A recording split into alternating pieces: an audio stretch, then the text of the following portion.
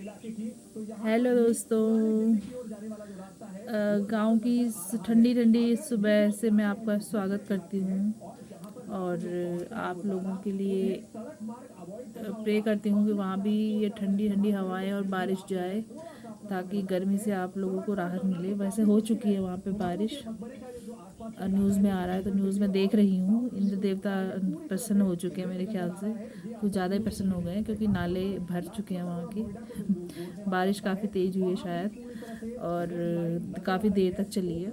यहाँ भी 2-3 दिन बारिश हुई थी और आज फिर दोबारा से बारिश का मौसम बना हुआ है, ठंडी ठंडी हवाएं चल रही है। और मैं आप लोगों को ये याद दिलाने के लिए फ़ोन किया था कि देखो, सॉरी, वीडियो बनाई थी कि मैं जैसे आपको हर वीडियोस में बताती रहती हूँ कि मैं ये करती हूँ, मैं वो करती हूँ, मैंने व्रत लिए, मैंने पूजा पाठ किया, मैंने पढ़ाई करी, मैं डिजिटल मार्केटिंग कर रही हूँ, मैं टेलरिंग कर रही हूँ, मैं गार्डनिंग कर रही हूँ, ऐसे सारे काम आपको बताती रहती हूँ। तो वो मेरा एक उसके पीछे उद्देश्य यही होता है कि आप लोग भी ऐसा करें, क्योंकि जो लोग घर में बोर हो रहे हैं तो उनके लिए मैं एक सजेशन के तौर पे वीडियो बना देती हूँ।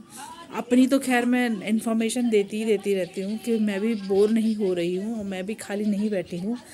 लेकिन दूसरों को आप जब शेयर करते हो वीडियोस तो आप एक दूसरों की केयर करते हो। मैं केयर करती हूँ उनकी जो मेरी वीडियोस देखते हैं और देखकर प्रसन्न होते हैं या खुश होते हैं, उनके लिए मेरी वीडियोस ज़रूर बनती हैं।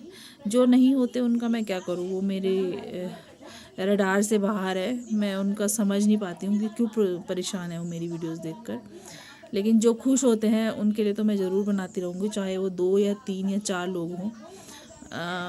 अर्निंग का जो भी है वो होता रहेगा। अभी तो 2-3 साल ही हुए हैं मुझे यूट्यूब पे चैनल चलाते हुए, तो लोग तो 10-10 12-12 साल हो चुके हैं तब कमा रहे हैं। तो मैं अभी तो बहुत जूनियर हूँ उनसे, तो हो जाएगा। अर्निंग का भी नहीं भी होगा तो मैं अपना जितना भी पर्सन शेयर करती हूँ वो सिर्फ अपनी खुशी के लिए शेयर करती हूँ। तो और जब तक मेरा मन करता रहेगा तब तक करती रहूँगी। जिस दिन मन हट जाएगा या मन ऊब जाएगा तो उस दिन मैं भी बंद कर दूँगी। उसमें कोई फोर्स या ज़बरदस्ती वाली बात है नहीं। हाँ, तो मैं कर रही थी बात कि मैंने जो भी व्रत रखे सब अपनी ही कामों की सफलता के लिए रखे, कि जो भी काम मैं कर रही हूँ, चाहे मैं यूट्यूबर बनूँ या चाहे मैं टेलर बनूँ या चाहे मैं कोई डेटा एंट्री ऑपरेटर बनूँ या कहीं मैं सॉफ्टवेयर इंजीनियर या कोई डेटा एनालिस्ट का काम जो भी मुझे करना है करूँ, तो वो उसमें मेरे को अच्छी सफलता मिली है ना। क्योंकि मेरी पढ़ाई सॉफ्टवेयर इंजीनियर की ही है। BCA करी हुई है मैंने, BSc भी मैंने पास नहीं किया लेकिन पढ़ी हुई है। तो मतलब मैंने अच्छी पढ़ाई करी हुई है और साइंस से भी पढ़ी हुई स्टूडेंट हूँ। तो मेरे को कोई मतलब ऐसा नहीं है कि मेरे को दिमाग मेरा कम हो, ऐसा भी नहीं है। ब्राइट स्टूडेंट रही हूँ और स्कूल में भी कॉलेज में भी ब्राइट स्टूडेंट के तौर पर काम किया है, मतलब रही हूँ, अच्छे मार्क्स लाती थी। वो आप जब फेल होते हो तो फेल आपको आपके पढ़ाई के लिए नहीं किया जाता बल्कि आपकी पूरी मेहनत को कम आंका जाता है। तो तब आप फेल हो जाते हो औरों के मुकाबले में, ना कि आप अपने मुकाबले में फ़ेल होते हो। औरों के मुकाबले में आपको फ़ेल किया जाता है कि उसने आपसे ज़्यादा मेहनत करी है तो आपको इतने मार्क्स कम आए। आपकी मेहनत क्योंकि मैं अपनी मेहनत देख के कह रही हूँ, मैंने बहुत मेहनत करी थी और मैं व्रत भी रखती थी। तो मन कहते हैं व्रत रख के आपकी मन इच्छा पूर्ण होती है।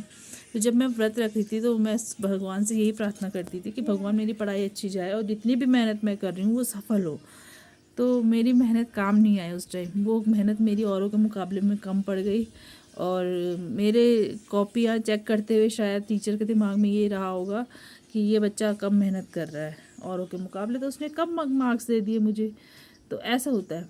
तो खैर मेरी व्रत रखने की बात चल रही थी, तो व्रत रखने का मैं अपने लिए तो रखती हूँ, अपने परिवार के लिए भी रखती हूँ।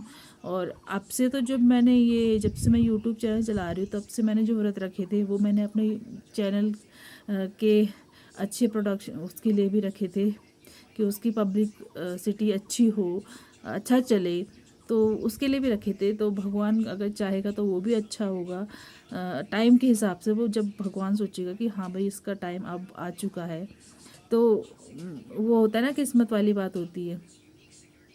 तो मतलब मैंने अपने आप में दर्शकों के लिए भी रखे हैं, अपने चैनल के अच्छे प्रोडक्शन के लिए भी रखे हैं।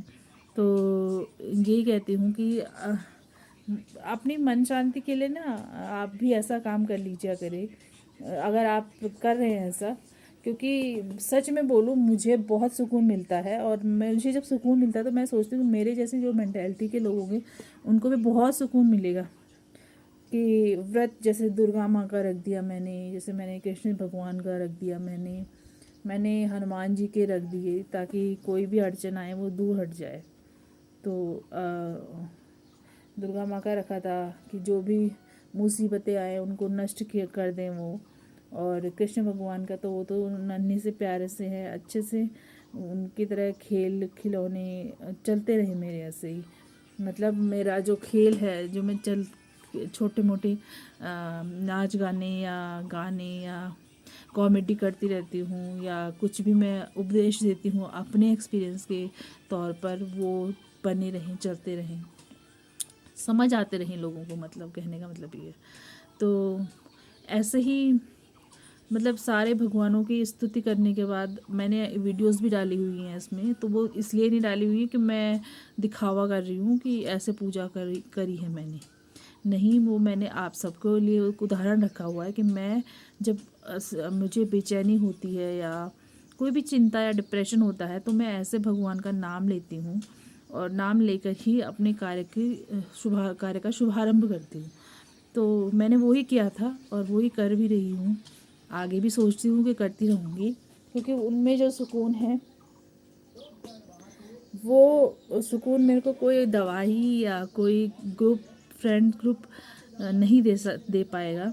फैमिली और उस भगवान के का स्मरण कर, स्तुति कर ही मिल पाएगा। तो वो बहुत बड़ा सुकून है। और पता है, मुझे तो जब मैं रात को सोती हूँ तो मुझे तो सपनों में भी भगवान ही दिखाई देते हैं। कभी कृष्ण भगवान, कभी दुर्गा माँ, कभी शिव जी, कभी विष्णु भगवान। तो मुझे सपने भी इन्हीं के होते हैं, और वो सपने इतना रिलीफ देते हैं कि ऐसे लगता है कि मेरे जीवन से जितनी भी परेशानियां हैं या जितनी भी अड़चनें हैं वो सारी हट गई हैं, मिट गई हैं। वो सपने इतना रिलीफ देते हैं। तो इसीलिए मैं बोलूँ कि अगर आपको भी कभी लगे कि आप ऐसी मुसीबतों में हो, दिमागी तौर पर या फिज़िकल भी अगर मुसीबतों में हो, तो इन भगवानों का नाम लेना कभी ना भूलें। और मंदिर में या जितना भी आपके पास साधन है उस हिसाब से पूजा करें। ज़रूरी नहीं है आपको तेल दूध चढ़ाना ही चढ़ाना है। अगर आपके पास ये सब सुविधाएं नहीं हैं तो आप सिर्फ मंदिर में जाकर नाम लेकर उनके चरणों में गिरकर अपनी मन में उनकी परेशानी, अपने मन में उनको परेशानी बताकर भी पूरा कर सकते। जब उनको लगेगा कि इस पे कष्ट ज़्यादा आ रहे हैं तो वो ईश्वर आपको स्वप्न में या कहीं ना कहीं संकेत देंगे, दर्शन देंगे कि हाँ, हम तुम्हें देख रहे हैं, तुम्हारी परेशानी सुन रहे हैं, उसका इलाज करेंगे। ऐसा होता है, पता है। और बहुतों के साथ हुआ है, क्योंकि मेरे साथ भी हो गया है, तो मुझे अच्छा लगता है बताना। तो मैं सोच रही हूँ, मैं ये नहीं कह रही कि जो गरीब है वो उनके पास तो फ़ोन ही नहीं होगा, वो कैसे देखेंगे। लेकिन वो हमसे ज़्यादा अक्लवर है, हमसे ज़्यादा अनुभव है, तो वो तो करते ही है ऐसा। लेकिन जो मैं कह रही हूँ, जो फ़ोन चला रहे हैं और नहीं जा पा रहे हैं, कहीं से नहीं जा पा रहे, किसी वजह से नहीं जा पा रहे, घर पे ही हैं, अच्छी सुख सुविधाएँ हैं घर पे उनको, लेकिन जा नहीं पा रहे, तो वो घर पे बैठकर भी नाम ले सकते हैं, या मंदिर में खाली हाथ जाकर। जैसे मैं जाती थी, मैं भी खाली हाथ जाती थी। मैंने कभी मम्मी पापा से पैसे नहीं लिए या कभी दूध इतना नहीं चढ़ाया मंदिर शिवालय में जाके। वो तब किया है जब मेरे को व्रत उद्यापन करना हो, तब जाके मैंने किया था वो भी। लेकिन अगर कोई मेरे को नाम लेने के लिए बोले तो मैं खाली हाथ जाती थी, खाली हाथ आती थी। कभी पैसे नहीं मांगे, कभी फूल के लिए पैसे नहीं मांगे, कभी उसके लिए मैं हाथ जोड़ के आ जाती थी, और तब भी मुझे सपने होते थे भगवानों के। लेकिन जब मुझे लगा कि मम्मी पापा को बताया मैंने कि मेरे को इतने सपने होते हैं, ऐसे सपने होते हैं, तो तब मैंने सोचा, सबसे पूछा कि मैं क्या करूं। मैंने कहा यार, भगवान को धन्यवाद देने के लिए इतना तो कर ही सकती हूँ, थोड़ा सा दूध जल फूल चढ़ाकर आ ही सकती हूँ। तो वो तब जाकर किया मैंने। तो मैं इसीलिए कह रही हूँ कि जो नहीं चढ़ा पा रहा है मेरे जैसे, तो वो ऐसे भी कर सकता है, और जब उसे लगे कि वो योग्य हो चुका है कुछ देने के, तो वो दे सकता है। ऐसी ऐसी मतलब ऐसी ऐसी अड़चनें अगर आती हैं तो आप इस तरह से बच सकते हो उन अड़चनों से। बस यही कहना था। आप सुनते रहिए मेरे चैनल को, देखते रहिए और सीखते रहिए मुझसे, और कमेंट में आके बताते रहिए। धन्यवाद।